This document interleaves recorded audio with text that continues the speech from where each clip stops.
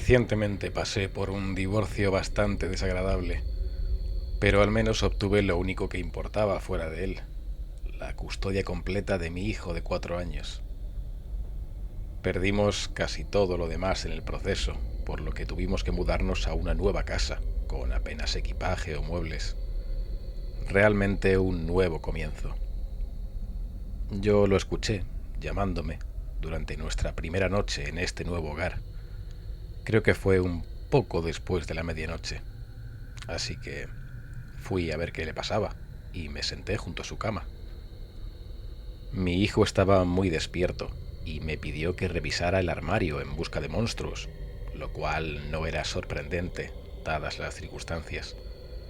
Él sigue siendo solo un niño pequeño, y eso sin tener en cuenta todo lo que ha pasado gracias a un matrimonio de mierda, a mudarse a una casa desconocida, totalmente vacía. Eso debe ser mucho para alguien de su edad. Sabéis que dicen que tu cerebro siempre está medio despierto cuando duermes en un nuevo entorno, ¿verdad? Pues eso es lo que pasó por mi mente en un destello tan pronto como mi hijo habló. No fue gran cosa. Todo era normal. Eso pensé. Pero algo más, casi inmediatamente, me entró en la cabeza. Antes de que siquiera pudiera mirar a donde mi hijo había señalado, mientras hacía su inocente petición de buscar un monstruo en un armario. Algo estaba mal. Yo giré mi cabeza y miré. Y os juro que tomó todo lo que tenía en mí para no ceder al miedo y al terror. Todo por el bien de mi hijo. Cuando te conviertes en padre tienes que proteger a tus hijos, sin importar qué, poniéndote siempre en peligro si es necesario y evitarles todo tipo de cosas que puedan lastimarlos. Es por eso que no me asusté. No podía. No cuando apenas habíamos empezado esta nueva vida. Tenía que protegerlo y en ese momento, mientras me sentaba en su cama, solo sabía una cosa. Teníamos que salir de la habitación. Teníamos que salir de la casa inmediatamente. Muy bien, campeón, por supuesto. Eso le dije yo, fingiendo valentía. Y esperé realmente tener esa valentía mientras bajaba la voz y me acercaba a él. Oye, ¿qué tal si sales un minuto? Si hay un monstruo ahí dentro, tendré que patear su culo por toda la habitación. Y no quiero que estés en medio cuando lo haga. Él se rió y dijo que vale. Me aseguré de poner un poco más de énfasis en la palabra culo porque es algo que siempre le hace reír cuando lo digo. Afortunadamente se quedó atascado en eso, y no en el hecho de que estaba admitiendo indirectamente la posibilidad de que realmente hubiera un monstruo. Tan pronto como salió del cuarto mi mente corrió para armar la mejor y más eficaz ruta para sacarlo de la casa, mientras recogía las llaves del coche y el teléfono de camino afuera. Cuando escuché que las puertas del armario se abrían lentamente detrás de mí, supe que era hora de irme. Salté de la cama, salí de la habitación y agarré a mi hijo. Estábamos fuera de la puerta y dentro del coche y moviéndonos en menos de un minuto. Yo le dije que no podía dormir, así que íbamos a salir a tomar un helado para celebrarlo. Él estaba, Él estaba un poco sorprendido y preguntó que celebrar qué. A lo que le respondí, te quiero, chico. No era en absoluto una mentira, pero solo tenía que asegurarme de que estaba bien y de que no pensaría en nada más mientras literalmente huíamos de nuestro nuevo hogar. Como mencioné antes, la casa era un nuevo ambiente para nosotros dos. Yo había estado allí un par de veces antes, limpiando todo y ensamblando los pocos muebles que teníamos, así que sabía con certeza qué teníamos en la casa y qué no. Y sé perfectamente que en el cuarto de mi hijo antes no había ningún armario.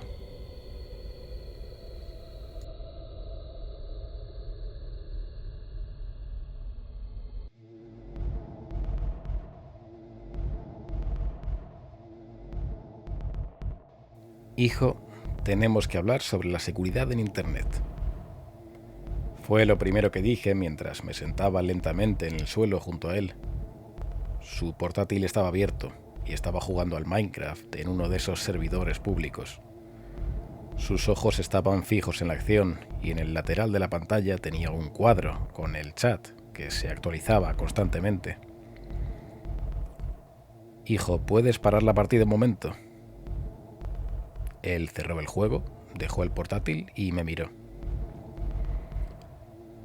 Papá, ¿va a ser esto otra historia de miedo cursi? Yo fingí sentir daño por un momento y luego le sonreí. ¿No te gustan mis cuentos, hijo?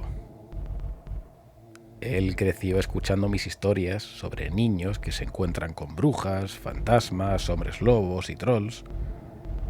Como muchas generaciones de padres, utilicé historias de miedo para reforzar la moral y enseñar lecciones sobre seguridad. Los padres solteros como yo deben usar todas las herramientas de crianza que tengan a su disposición. Él frunció un poco el ceño. Estaban bien cuando tenía 6 años, pero ahora que me estoy haciendo mayor ya no me asustan.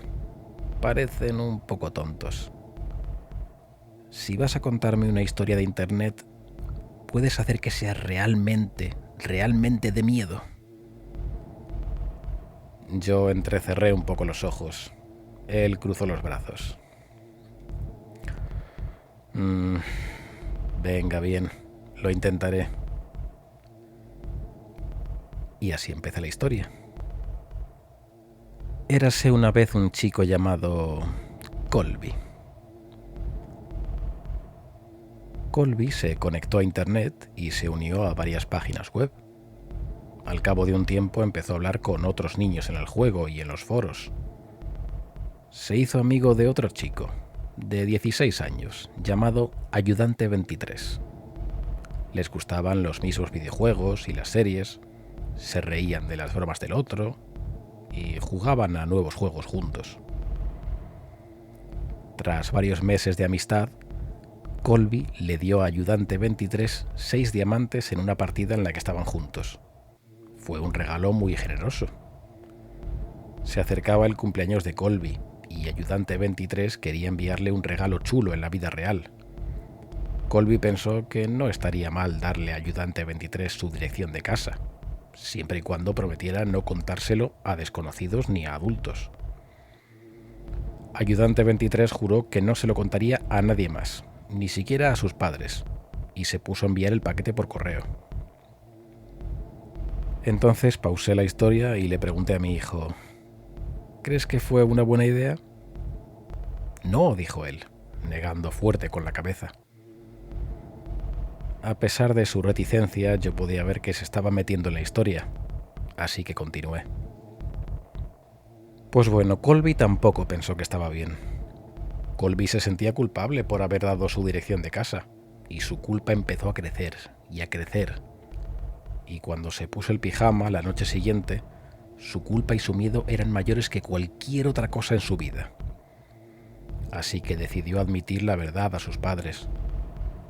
El castigo sería severo, sí, pero valía la pena por tener una conciencia tranquila.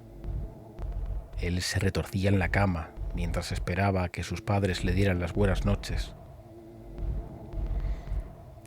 Mi hijo sabía que la parte aterradora iba a llegar pronto.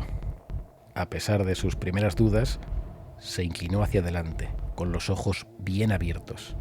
Así que yo bajé un poco la voz y continué. Entonces Colby oyó un montón de ruidos en la casa.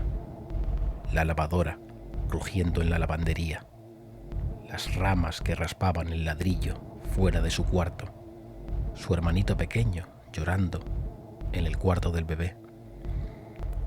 Y había otros ruidos que él no podía identificar. Finalmente los pasos de su padre resonaron en el pasillo. «¿Papá?», gritó Colby nervioso. «Tengo algo que contarte». Su padre asomó la cabeza en el umbral, en un ángulo extraño. En la oscuridad su boca no parecía moverse y sus ojos se veían raros. «Dime, hijo». La voz también se escuchaba rara. ¿Estás bien, papá?, preguntó Colby. Ajá, dijo el padre con esa extraña voz. Colby, notando algo raro, se metió aún más entre sus mantas. ¿Está mamá por aquí? Aquí estoy. La cabeza de mamá asomó por la puerta, debajo justo de la de papá. Su voz era igual de rara.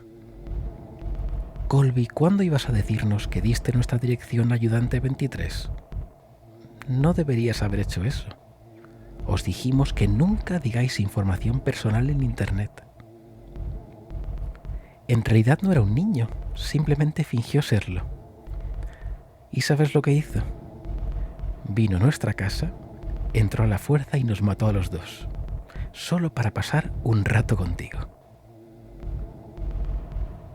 Y entonces un hombre, gordo, con una chaqueta mojada, apareció en la puerta del niño, sosteniendo las dos cabezas cortadas.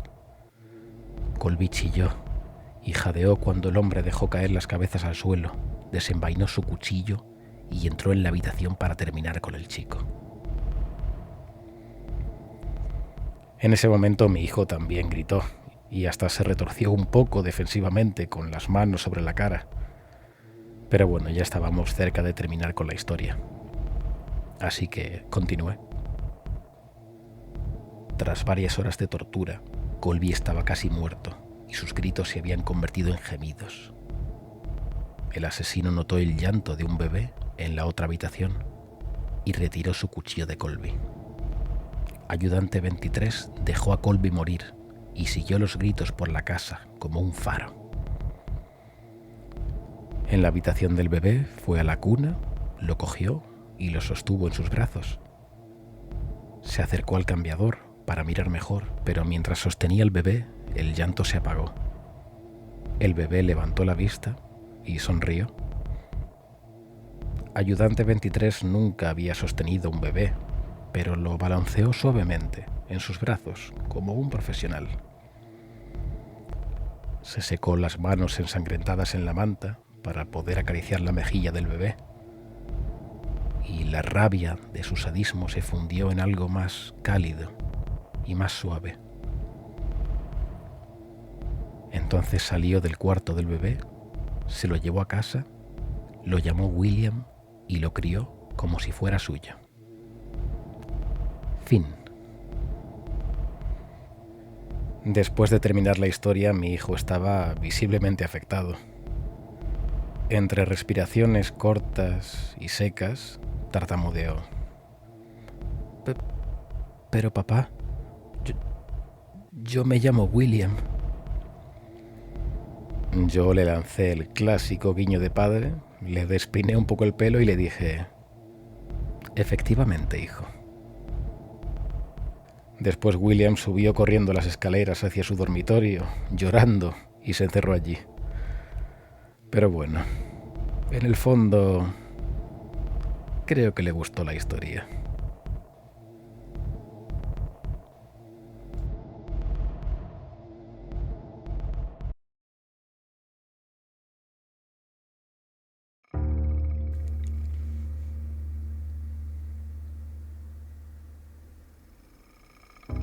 Era diciembre del 99 cuando ella infestó nuestra tranquila casa. Mi padre me llamó desde abajo, supuse que era hora de cenar. Él estaba de pie junto a las escaleras y tenía la mano levantada para evitar que yo bajara. En el momento en el que vi el pánico en sus ojos, supe que algo iba mal. Quiero que me escuches con mucha atención, me dijo.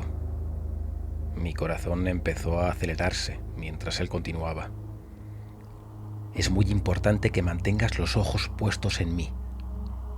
Vas a notar que hay alguien más en esta casa, pero debes ignorarla, a ella, tanto como puedas. Yo casi me puse a reír. Mi mente de 12 años intentando comprender a qué se refería, asumiendo que era una broma fuera de lo común. Antes de que incluso pudiera responder, él continuó. Va a susurrar cosas, va a seguirte. Iba a intentar hacer lo que sea para llamar tu atención. Va a ser muy difícil, hijo, pero nunca debes interactuar con ella. Te prometo que se irá, pero solo si finges que no está y tratas de no pensar en ella. Prométemelo. Había tantas cosas que quería preguntarle, pero estaba demasiado asustado y confundido. Finalmente le dije que vale y ya está. Él en ese momento pareció destensarse un poco. Vale, ahora baja. Es hora de cenar. Date prisa, la he hecho a ella más fuerte solo con decirte esto. Pero tenía que hacerlo. No puedo permitirte que la mires por error. Confía en mí y ahora mantente concentrado. Yo hice lo que me dijeron y bajé las escaleras lentamente, manteniendo la mirada fija en la de mi padre mientras él retrocedía hacia la cocina. Sentí cómo la temperatura bajaba de un golpe al llegar a la primera planta. Olí un aroma familiar, nauseabundo y ácido en el aire. Me recordó a la vez que murió un mapache y se quedó en nuestra pared y apestó la casa durante toda una semana. Mi padre y yo nos sentamos en la mesa al mismo tiempo. Mi hermana estaba ahí frente a mí, con la cabeza baja y los ojos fijos en el plato vacío de porcelana frente a ella. Mi madre sacó una cazuela del horno. Tenía los ojos hinchados y manchados de lágrimas. Yo mantuve la atención en mi familia, pero por el rabillo del ojo pude ver un revoltijo borroso de pelo oscuro y enmarañado, y piel enfermiza y gris. No había energía en la cocina. Estaba agotada de todo el calor y las risas que normalmente acompañan nuestras comidas. Mi hermana me agarró la rodilla bajo la mesa y susurró: ¿Tú también la ves? Yo asentí. ¡Silencio!, dijo mi padre. La mujer avanzó con pasos húmedos y descompasados. El olor era nauseabundo. Se acercó sigilosamente a la mesa, deteniéndose justo detrás de mi hermana, a solo unos centímetros, y apoyó una mano decrépita en su hombro. Ella hizo una mueca de miedo y me miró fijamente. Yo inmediatamente agaché la cabeza. Mi madre nos sirvió la cena, haciendo lo posible por fingir que todo estaba bien. Yo podía ver a mi padre agarrando la mano de mi hermana bajo la mesa para evitar que perdiera completamente la cabeza. Mi hermana pasó toda la cena con esa mano en el hombro y unos susurros casi inaudibles saliendo de la boca de esa mujer y llenando el cuarto con un ruido blanco. Y así vivimos durante meses, haciendo todo lo posible por llevar una vida normal a pesar de la invitada, siempre presente e indeseada. Aunque saliéramos de casa, de alguna manera ella podía seguirnos a todos. Siempre que los cuatro íbamos en el coche se la veía, en el retrovisor o de pie al borde de la carretera. Mis padres no dejaban que nadie nos visitara y nunca nos dejaba quedarnos en casa de amigos durante esos meses de infierno. Podíamos susurrarnos cuando era absolutamente necesario hablar de su presencia si ella no estaba demasiado cerca. Mi padre nos hizo prometer que nunca se lo contáramos a nadie. Esa era la única forma de ponerla en cuarentena, a ese parásito que solo busca atención. Concluimos que infectaba a un solo hogar a la vez, sin poder ser vista por nadie fuera del hogar, a menos que su mente estuviera contaminada con el conocimiento de la existencia. Unos años después supe que mi padre fue la razón de su llegada. Su hermana, años atrás, había sido infectada por otro, y la hermana siguió a mi tía hasta su casa. En el 99, por la razón que fuera, a mi padre le costó mantener a raya el pensamiento de ella, y a su vez él la trajo de vuelta a su vida, y por tanto a la nuestra. Cumplimos la promesa de mantenerla en secreto para los demás, y fue lo más difícil que hemos hecho nunca. Todos intentamos salir de casa, pero ella nos siguió. No pudimos romper a la familia. Eso fue lo más duro para mi madre, que se quedó sola con ella mientras estábamos en el colegio o mi padre trabajando. Todo cambió el día en que mi madre se rompió. Era una noche fría, de febrero. Habíamos terminado de cenar y mi madre decidió irse a la cama pronto. Pero ella estaba sentada en su cama, haciéndola casi imposible de ignorar. Mi madre no pudo soportarlo. La oí gritar desde el dormitorio, exigiendo que ella nos dejara en paz. Mi padre subió corriendo para intentar pararla, pero esa fue la última vez que vi a mi madre. En el cuarto solo quedaba un charco de sangre sobre la alfombra. La mujer seguía allí, pero mi madre se había ido. En las semanas siguientes, ella me susurró. Ella me dijo que podía ver a mi madre de nuevo, que solo tenía que mirar y preguntarle cómo. Yo nunca lo hice. La razón por la que te cuento todo esto es porque quiero que pienses en ella.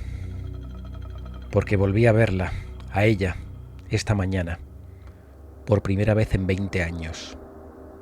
Y no puedo permitirme perder a mi esposa ni a mis hijos por culpa del parásito.